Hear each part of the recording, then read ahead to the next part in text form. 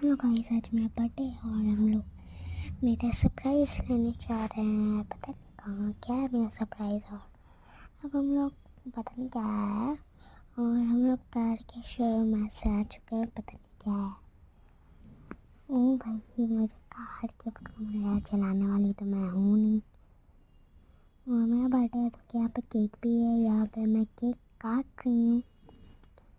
Guess कर सकते हो कौन से कलर का कार है? मैं बताती हूँ, ग्रे कलर का है।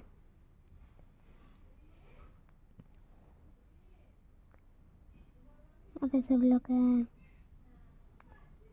और मेरे कार का फेस दिखने जा रहा है। 3, 2